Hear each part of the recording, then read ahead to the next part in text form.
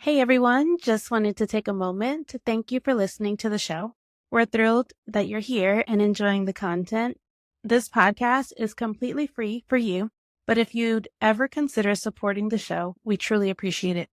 One way you can do that is by using our affiliate links. These are links to products and services that we've mentioned on the show.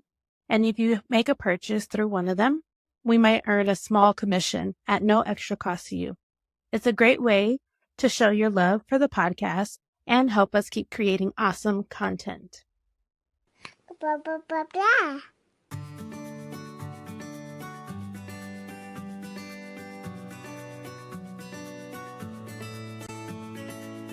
Welcome to the Our Forever Smiles podcast, a podcast created to support mothers of children who were born with clefts and those who love them. I'm your host, Laura Arroyo, and I'm also a mother of a daughter who was born with a surprise cleft palate. I know the challenges you face every day. Whether you have just learned the difficult news of your baby's cleft lip or palate, you're in the midst of pre-op or post-op, or you're an OG cleft mom, this podcast is for you. In a weekly conversation, we will talk about everything from feeding and speech therapy to surgery and school. We'll share tips from guest experts and advocates, and even share a little joy in the process. You can listen to Our Forever Smiles wherever you listen to podcasts. Don't forget to subscribe and stay tuned.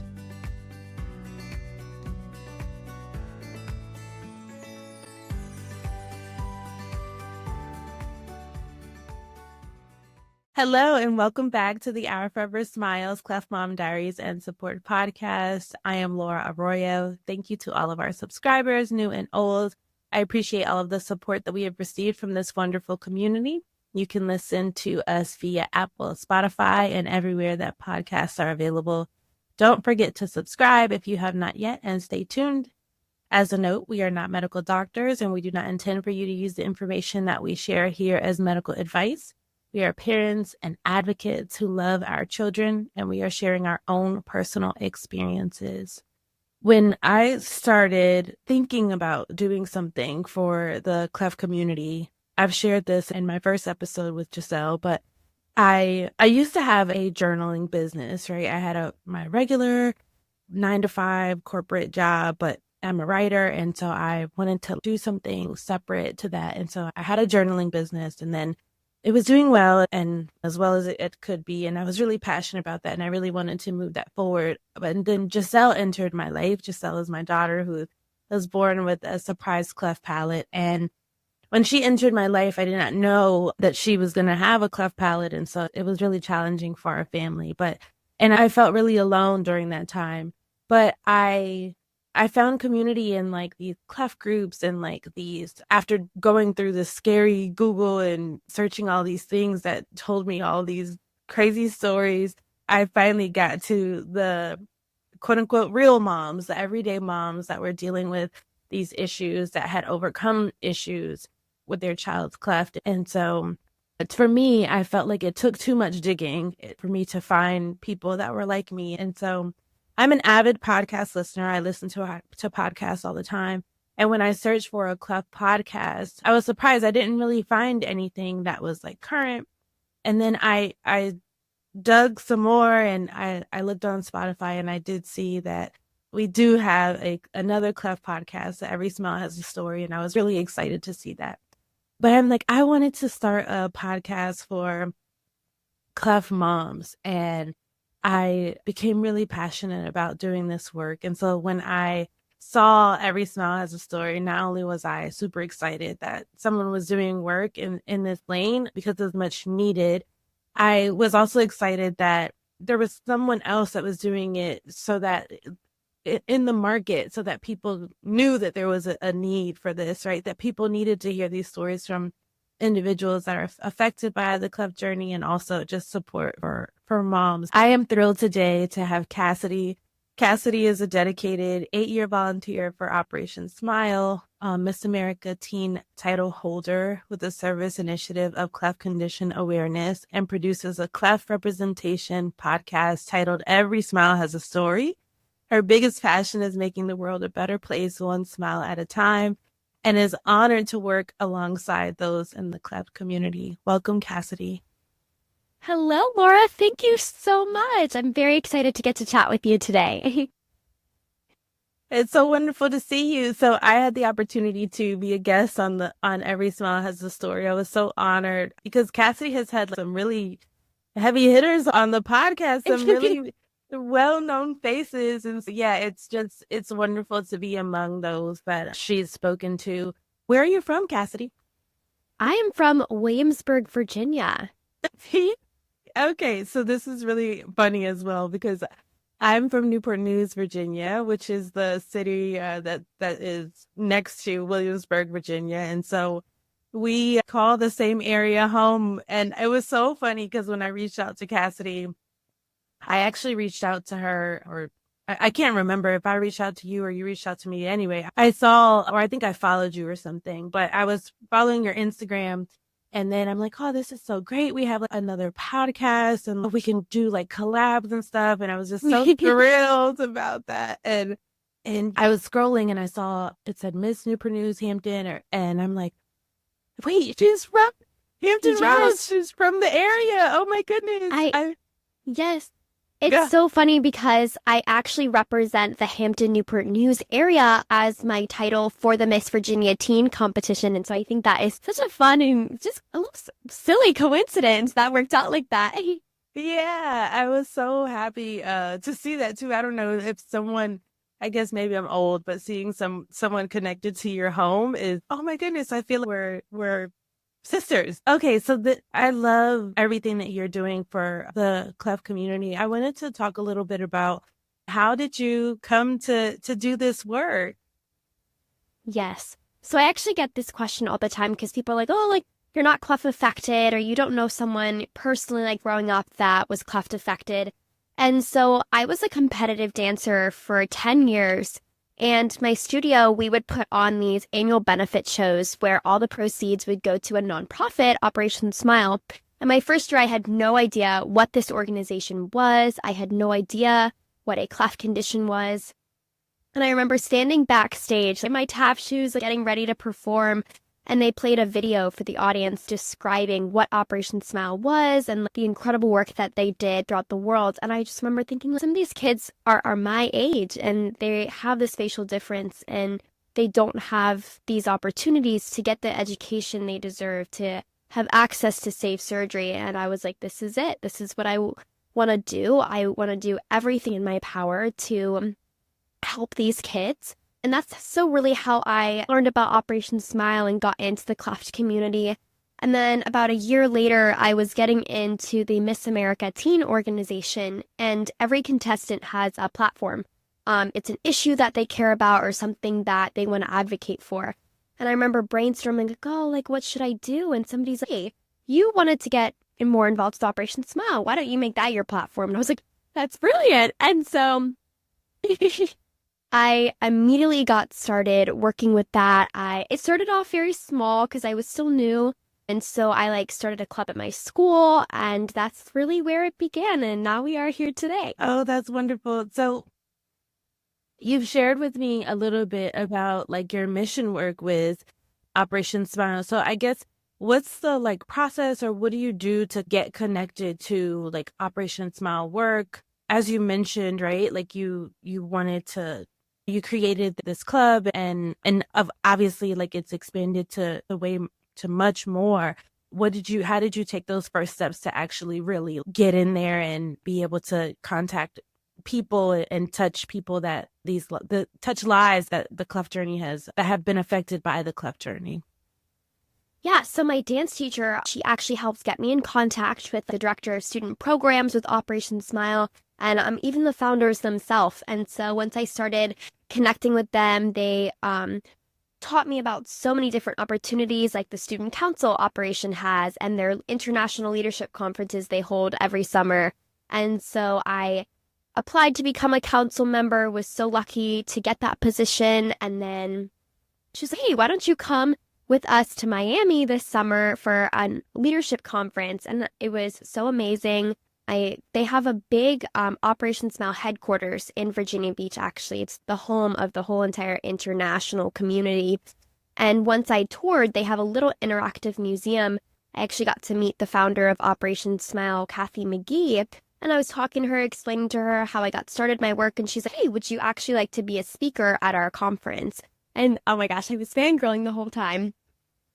And so after this conference, I just immediately fell in love with the organization beyond imagine. My heart was already at such was so full because of this organization, and it truly just burst for this conference. The conference led me to stop dancing because a girl was speaking and she said, my nonprofit is my sport. And I took those words to heart, and this is something that makes me happier. This helping people and doing work like this is what I want to put all my time and energy to. And then, so my junior year of high school, I was really trying to do even more with the organization, and I applied for a surgical program. And I was so nervous. It was a big application process. We had to have all these requirements, a bunch of essays. And I remember just getting so excited when I got the letter that I was getting to go to Paraguay.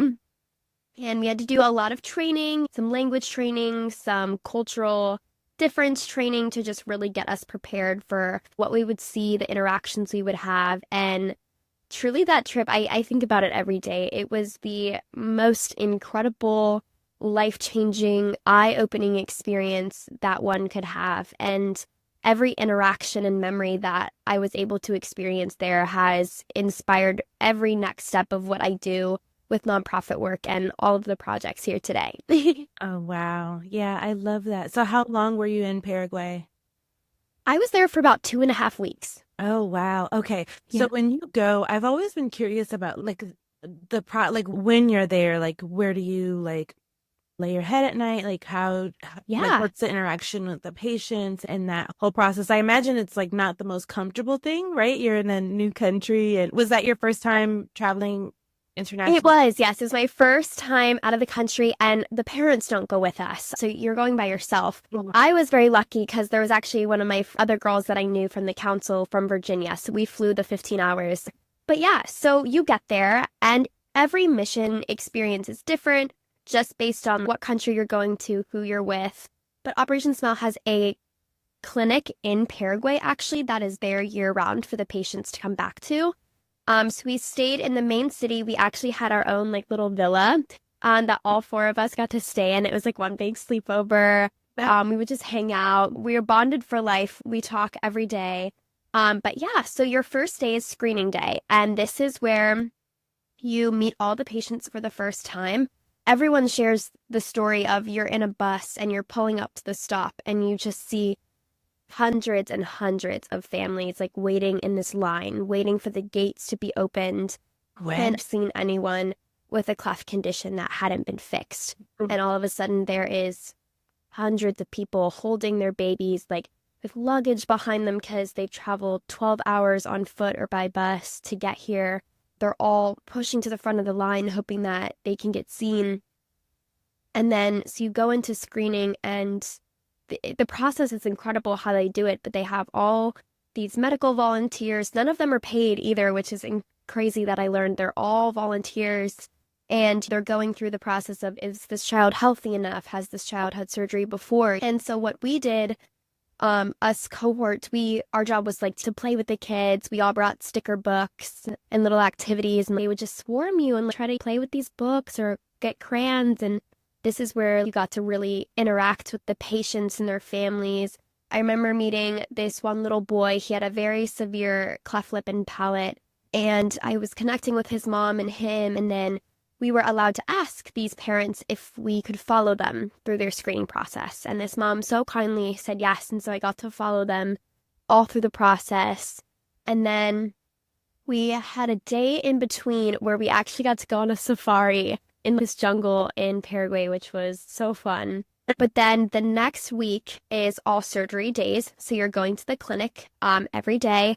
You're playing with the kids. You're assisting the medical volunteers with any placing of records or filing. You're helping shake medicine bottles or make no-nos for the kids and stuff like that. And then all four of us got to go into the operating room at different times and observe a surgery, which is just like unbelievable. And then I remember we were like leaving our villa to go to surgery, and my leader was like, "Oh my gosh, Cassidy, like I just got a text that your little boy is going into surgery." And so I was so excited. I got to put on my little pink scrub set and go into the operating room, and they allowed me to stand on a step stool right behind the surgeon. We had scrubbed in. Every protocol was followed, of course, but they let me stand on a step stool and like truly just watch. They did everything. They were so kind in explaining everything to me because I had no idea really what was going on, like all the medical stuff. They explained everything to me. I had a doctor draw pictures for me of what they were doing, and I still have it hanging on my wall, actually. But truly just being in the operating room with these people, just getting to stand there and watch a kid that you formed a connection with, their life be changed right before your eyes is just truly the most, there's just not enough words to describe it. It's the most incredible. And then like when he woke up, they woke him up in the operating room. Like I was the first person he saw, and it was just like so comforting. And then the part that really hit me hard was they're like, okay, like you can go get his mom. And so I went and I got his mom from where she was sitting in the waiting room, and I brought her into little post-op. And I remember they're like, okay, don't cry unless the parent starts crying, and then it's okay. So you don't upset them. And so I was like, okay. I'm like trying to hold back. And then she starts crying, like hugging him. And then I just like, and we just sat there. We did.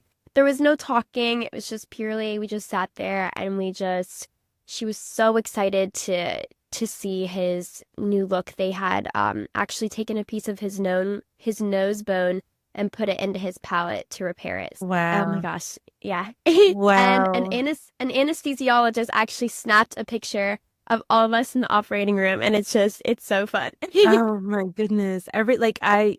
Cassidy shared this story with me before as well. And I guess I almost brings me to tears. Like just hearing you say also them telling you like don't cry only if she cries, and I'm like, yeah, what? I'm not gonna be able to control myself here. But yeah, what a special, incredible moment to witness. I don't know. And then also, do they like warn you like, hey, are you gonna be okay to watch the surgery? Because yes, okay, because I'm thinking out loud really right now because I'm like, could I have watched it? But it's my daughter, so I have a different. Yeah. But then I'm also thinking if it was someone else, could I? I don't know. Yes. I have never been like super queasy about blood and everything.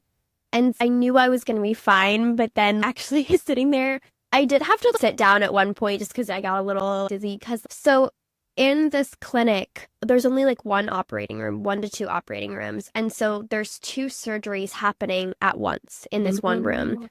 And so there's 50 medical personnel in there. Like the lights are so bright, like everything's moving. It's a little smaller. And so I think it was just like the excitement, the adrenaline mixed with that. I'm also a very picky eater, so I didn't eat a lot of the Paraguay food. So I was living off of like granola bars. I think that might have played a factor, but they have really good bread that I enjoyed. Oh, wow. Yeah. I'm just thinking about that. Like because I'm also like, I pride myself. Like I actually eat everything. Like I'm like fine. But then this is side note unrelated.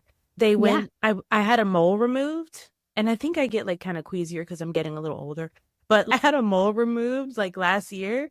And I'm like, I went in and I'm like, I'm fine. And it was on my leg. And they did it like in office, like they just they numbed it and then they scalpeled it. And then I like all of a sudden I'm like, I don't feel too well. And they were like, what? And I'm like, I don't feel good. They're like, sit down. They didn't want me to pass out. And so I'm like, yes. And they're like, thank you so much for letting us know. We don't want you to pass out. And so I was surprised that I reacted that way. It's a weird feeling. It is. The surgeons were like, you have to tell us if you're going to get sick, because also this boy's surgery was very extensive. Usually a cleft lip and palate surgery only takes about 45 minutes. This was like a 3-hour procedure. And so I remember being on the steps and I was like, okay, I need to get off before but no, yeah, they were great. And then once I was better, they just happily let me back in. Oh, that's wonderful. So did they do lip and palate repair for him at the same time? They did not. He had a bilateral cleft lip as well, and they had actually already fixed part of the lip. The lip was actually closed, but his teeth stuck out, so they definitely needed to do some more repair there. But this was more of the palate surgery, I believe. Gotcha. Okay. And I have so many questions about this. So the families so they're year round, but they're there, is it because they have a specific day that they like see families? Yes. So these surgical programs, screening day, they will literally post up like posters like around cities. They'll do infographics and all this stuff so that people can know. And so people can come once they see these, open to anyone who can get there.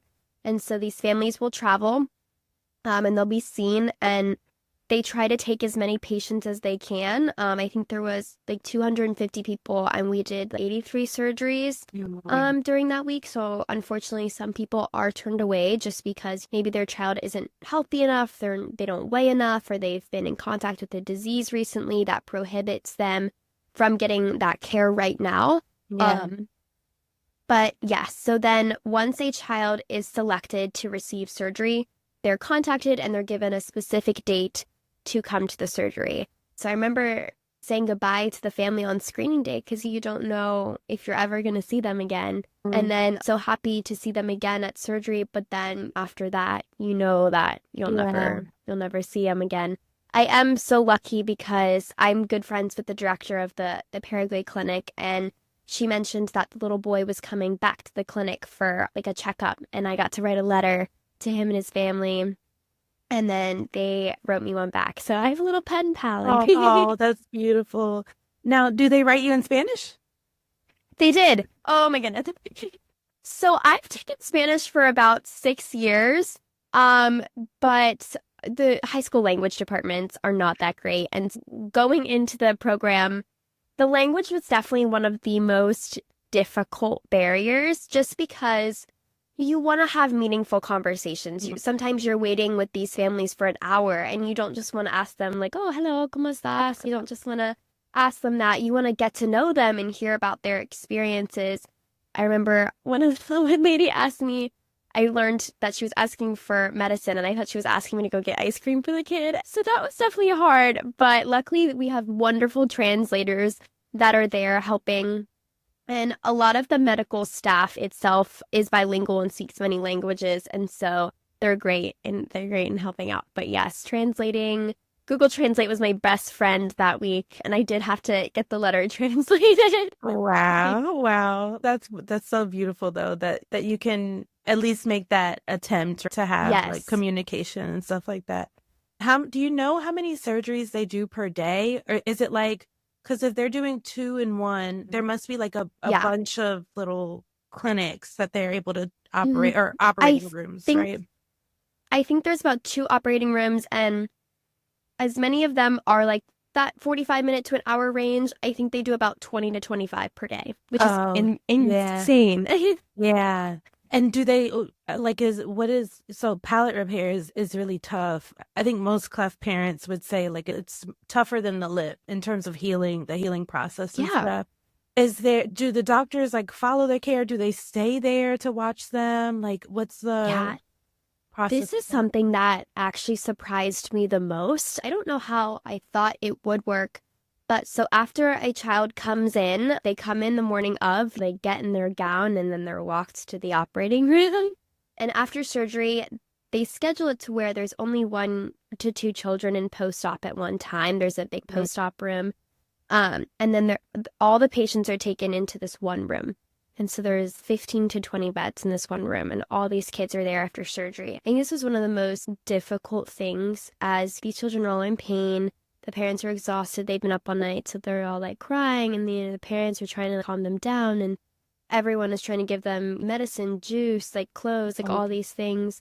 And then so usually they'll spend the night at the clinic, and then they go home the next morning. Or sometimes, if they're well enough, I believe they like left. If their surgery was super early, they would leave later that evening. Yeah, that's pretty standard protocol. Like here in the United States, we went home. Yeah, the next day, like around Giselle was Giselle did very well, so they let her go in the morning. But yeah, I guess like they assume they send them with some instructions and stuff and no-nos Yes, and yes. medicine and We actually, us cohorts, we pack smile bags and it's like all these different dental supplies and stuff. I had actually done a little partnership with Gum, the toothbrush brand. I reached out to them and they sent over 500 dental products, like little kids' wow. toothbrushes, little toothpaste and stuff. And so when trying to fit that all in my suitcase was a little difficult, but once we got there, we got to pack them all and then actually give them to the kids with their instructions, their medicine, and like all that stuff. Yeah. Wow. Oh, that's wonderful. Oh, I love hearing that. Thank you. Yeah. That's so great. I feel like I had another question about the clinic, but it slipped my mind. So let's talk about your Miss America teen title. So I love this. So when I was younger, I was going to go the pageant route, but I was too shy. I just couldn't do it. I did a Future Miss program or something like that. It was like a pageant. And Yeah. I think I had to be like 7 or 8 years old. And the way that they did it was like you walked on stage, you did like everything in alphabetical order. So my last name is Arroyo. So I was A. So I was always first. Like I was the Oh first to go on no. stage. I was the first to do my talent or whatever, the whole thing. But Yeah. but yeah, so I was a nervous wreck. I think that I had the personality at home, but I wasn't like ready. And I could also sing at that age, so I would perform and things like that. But I just wasn't ready for that big of a stage. I crumbled. And no practice. I didn't what were they thinking? Anyway, so how did you get into this work, into Miss America? Yes. So my dance studio, the owner is actually holds a leadership position in the Miss Virginia board. And so many of the girls would compete. And I remember starting to have this want to do a pageant. And then the Miss Virginia team came in at that time and talked to us. And I was like, I want to do it. And so I did my first pageant. So how Miss America teen works is like you have a local pageant for your area, then you have your state, and then you have nationals if you didn't get that far. And so I did my local, I won, and then I went to Miss Virginia, and I have done that process twice and placed in the top 10 at Miss Virginia. And it's definitely been such a wonderful learning experience. This will be my third time trying for the title of Miss Virginia's teen. And I cannot say enough good words about the Miss America. It's opportunity now. Truly, to me, this is not about a crown or a sash. It's about this platform to advocate for cleft kids. And so they say crowns open doors, and that truly is such a factual statement because I've had so many wonderful opportunities to go places and meet people because of this organization.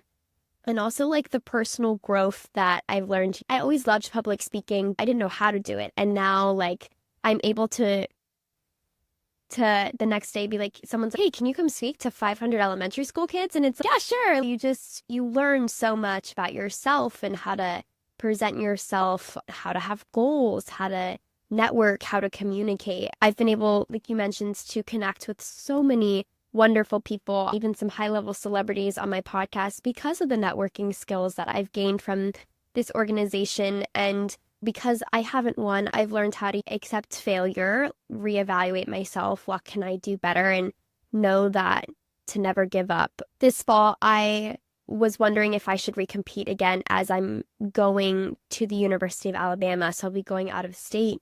And I really just remember thinking, I made a promise to these kids when I was in Paraguay that I would go home and I would do everything I can to get them the care, the resources, and the support that they deserve. And I'm like, I haven't fulfilled that yet. And so I need to do everything in my power. So here we are. We're about a month away from the competition. And this year I have a really different mindset. I'm going in with a goal to, of course, win. Everyone goes with the goal to win, but to really just share about Operation Smile. That is my main goal, to talk about them, to have more people know and to show them that this is a cause that needs supporting. I remember my onstage question in front of the entire 1,000 people audience was, tell us about your cleft awareness podcast. And so even just getting to share what it was in front of people was such a win to me. And so I'm very excited to go back and get to share more about them. Yeah, I love that. I get chills like listening to this because you. seriously, it's just being able to use your platform to just send such a powerful message, and then also just your inner self wanting to like fulfill that mission that you've told yourself, right? Hey, that you told yourself and others, but it just requires a different type of like motivation within to continue to face adversity in that way. And you haven't won the title, but you still want to fulfill a whole different purpose. Yeah. Not, of course, you say everybody wants to win, right? You want to win. Yeah. But you have a deeper goal, and I think that's really special. So you compete in the fall. Is there anything that we can do? Like, I will go outside with signs if you need me to. That is like a great question. So we're doing a fundraiser for the American Heart Association, and there's a link, and I would be happy to send you the link if you'd be interested to just post on your Instagram story. Yes, of course. We'll put it in the show notes. Oh my gosh, something I actually have sitting right here with me. So I don't know, are you religious at all? Yeah, I'm a Christian. I grew up Christian. Yeah. My mom and I were going through this memorabilia box the other day, and we found this essay that I did in 2015, so I was 9. And it's called The Best Part of Me. And it's about how my mouth was my favorite part because I could communicate, I could eat, and it even says smiling makes me happy. And I found it. And first of all, I was just like, whoa, this is such a cool little example of like how God led me to my purpose working in a community that's all about smiling. And then actually the picture I drew, I didn't realize, but it is the exact cover of my podcast, which is, I don't know if you've ever... Yeah, I don't know if you've ever seen like the little image, but I did draw the smile to make it represent a cleft. And when I found that, I was like, they're identical. And I was so shocked. I was in complete shock, but I just think it's so heartwarming to know that I know I'm on the right path. Yeah, I think making those connections are really important because it's like all these signs that at the end come together. Oh, wow. It makes you feel like, oh, this is not a coincidence. Like I'm Exactly. really doing God's work here and just serving the community in a really much needed and unique way. So one of the things that I noticed about you as well is that you're so well spoken, you're so polished, you're so ready, you're so confident. Thank you. I think that like for myself, as I explained just a few minutes ago, like I can, when I was younger, I would crumble under pressure, and now I'm in my like mid 30s, and I have found a part of you when you get older, you just don't care anymore. But also I'm coming into myself in a way that like I just want to be authentic, and I want to like deliver authentic messages, and I want to connect with people in that way. And just because when you're inauthentic, it creates so much work. You're just you're just not being yourself. And how do you prepare for Cassidy as a brand, right? Cassidy as you doing this work, as being Miss America, as doing your podcast. What does it take? A weird question. What does it take to be Cassidy? I think especially over the last 3 years being a part of this organization and going through the process, there is a lot that goes into it that people don't realize behind the scenes. It's 2-page essays on your brand. It's so much paperwork. It's media appearances. It's all of this process. And in that, you find yourself. You find, what am I passionate about? The last 2 years, I went into the competition thinking that I had to fit into this mold of what Miss Virginia Teen looked like. I looked at previous ones and I was like, oh, I need to dress like them. I need to do this appearance that they did. But this year, I'm creating the mold that I think a Miss Virginia Teen should look like. And so really, I've just learned how to balance. I think that's one of the most important things as well. I am still a high school student. I have my personal passions like Miss America and Operation Smile, theater, all these cheerleading, all these things. But then I still have to go to school, get good grades. And so learning how to balance, learning how to still take time for yourself, but then also just being ambitious, I think is one of the best things that has helped me along the years. When I'm inspired by something, I just jump to the biggest thing. I want to meet the people, I want to have the experiences, and I want to just reach the highest level of opportunity. And so I think just learning how to do that has really helped me solidify who I am. and really just training a lot, putting in the work, the time, and the effort, and knowing that even if it hasn't paid off in the exact way that I intended it to, that I have gained so much more, and that maybe it will pay off in the way that I hope it to in the future. Yes, let's put life into that. Let's speak into Put it in the universe. Yes, God, hear us. So yeah, that's a beautiful thing. I think that a lot of us who have daughters as well, let me speak for myself. We have concerns about where the world is going and things, but there's nothing new under the sun. I try to always tell parents, when I was growing up, I'm sure our moms and families panicked a little bit too, right? Like the world is like changing. There's technology. There's all these things. So I know that as we evolve, as the world evolves, we evolve. And I'm always seeking how to make my daughter a better person, a productive citizen, a benevolent child. Like I want her to be motivated in life, to love life. I think that's a challenge, which is so ironic to say, but I want her to love life. And I think that with that, I think in order to have that, you have to have some greater purpose, right? Some goal that you're working toward, and also just like something that you really care about. And so that you're motivated by that. All right, let's pivot to talk about Every Smile Has a Story. I'm so thrilled. I was so excited to see the podcast. I truly was. I was looking and I'm like, I don't see anything on Cleft Awareness. I would see little episodes from places, and then I started thinking like, there has to be one, because I just thought it was just a lane that was wide open. There has to be something. And so I stumbled across Every Smile Has a Story. I can't remember exactly how, but yeah, I looked and I'm like, oh, there is one, thank God. And I think it's just important, right? Like when when you're trying to do something in a market, is if you don't see any like someone else doing it, then it's kind of like a sign that this doesn't work. You want to see something out there. Yeah.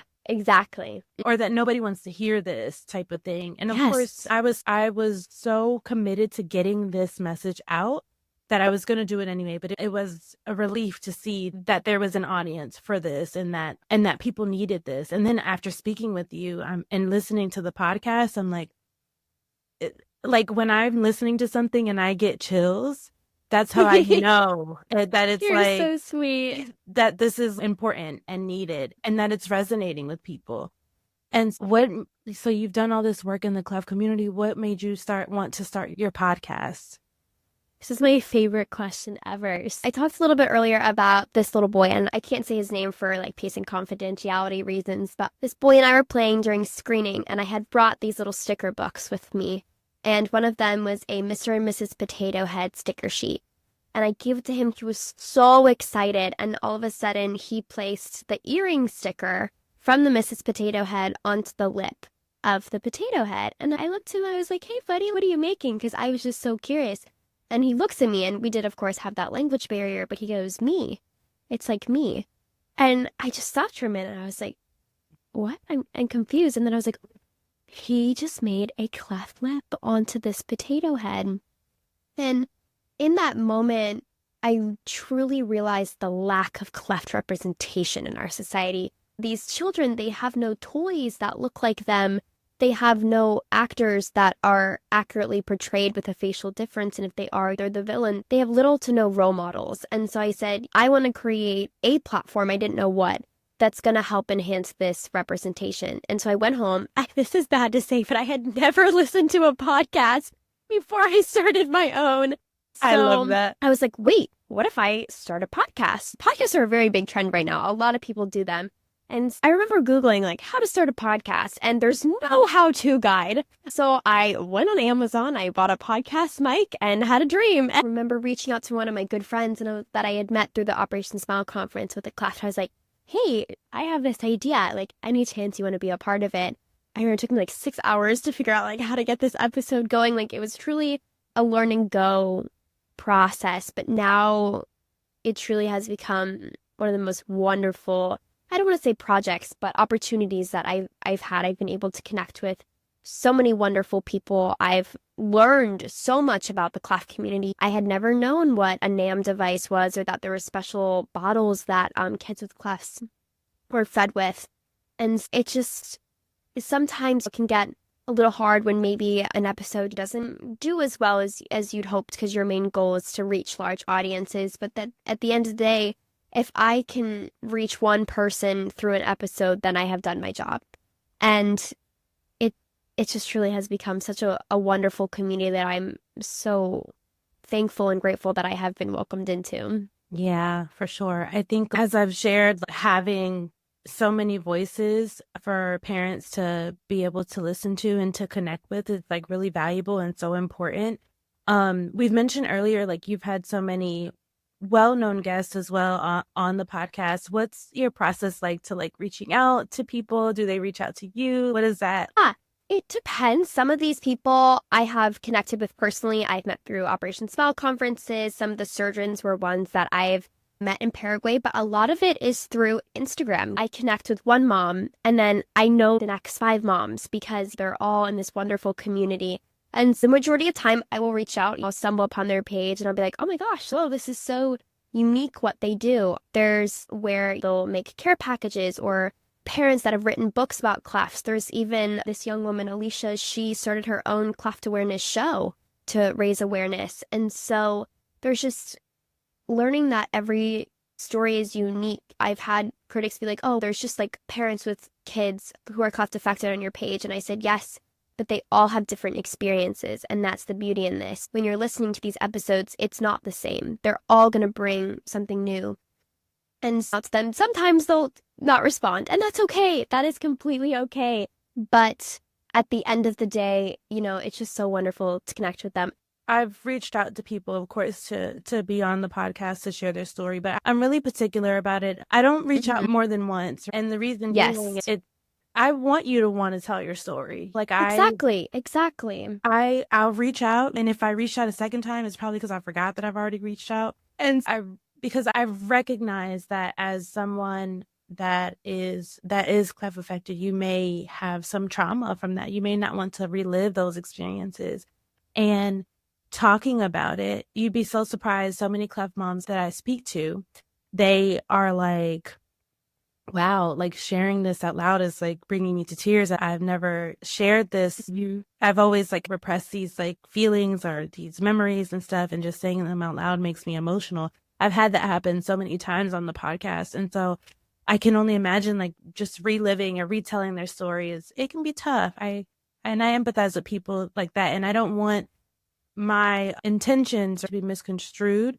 And yeah, that's why I only asked one time. So thank you so much, Cassidy, for being here with us. Just in closing, what is the biggest lesson you've learned along your journey? That every person's story is unique. Working in the cleft community, you meet so many people who have, yes, gone through the same process, but everyone is going to have a different story, a different perspective, a different belief, a different image of the way things are happening. And that's the beauty in this, because getting to connect, to learn more, hear these people's stories, it's just the most incredible thing. And I am just so grateful to have the opportunity to do that and just be a small part of that. Yeah. Awesome. Well, thank you so much, Cassidy, for being on. Thank you. I love the opportunity to speak with you again. And just thank you all for listening to the Our Forever Smiles Cleft Mom Diaries and Support podcast. Be sure to subscribe and submit a review of the podcast wherever you listen.